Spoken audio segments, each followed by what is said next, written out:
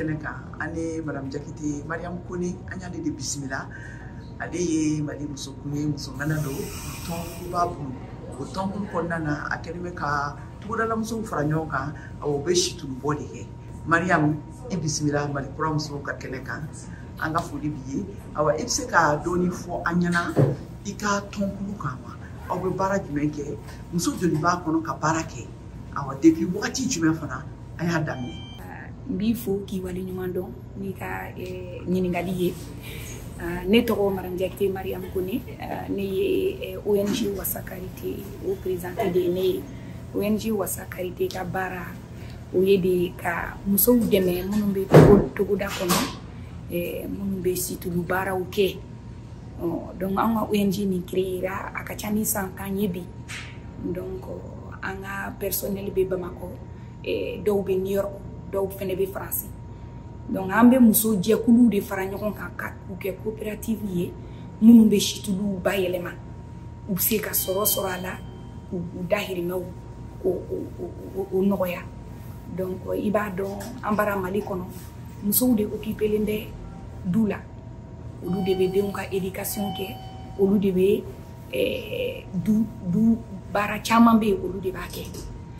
donc an ka ONG an ka muso groupement be mbe flamana muso fo u be Sikaso mara la muso groupement munu be ni no nambolu wele coopérative olu be coopérative tan duru bo muso kelengelen bebe tan wolonvla bo coopérative la ambe banamba ngalama dibi mbolu muso ngana u fene fo anga coopérative be ni no ambe sira koro kita fene donc ambolu fene ouvert ambe joila kaw le centre national ko nga foli bouye coopérative bubolo centre fene bubolo be shitulu bayelema anga jamana kono Mali kono iba fo Afrique de l'Ouest chama dugu la situlu be faleni situlu ye si yere yiri barkalende nafa ba de be sila et surtout si ça non duna lamini be mago be situlu la u mago ba la muna u ba ke ka kenya u sabati ka ke dumuni na no industrie du chocolat ye ka ke tuguni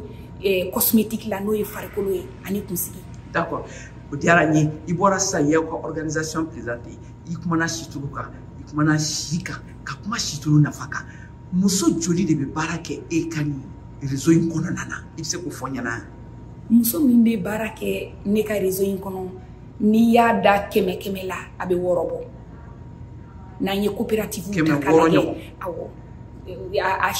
akachano yere mais akoni bobo o de ba chaîne kono o de be chaîne ni kono anga bara ye de nous e bara munun ke encadrer ka situlu qualité nyuma bo parce que nogo kana kala et puis na be san ko fe u kana seka fiebo anga situlu nafaka sorala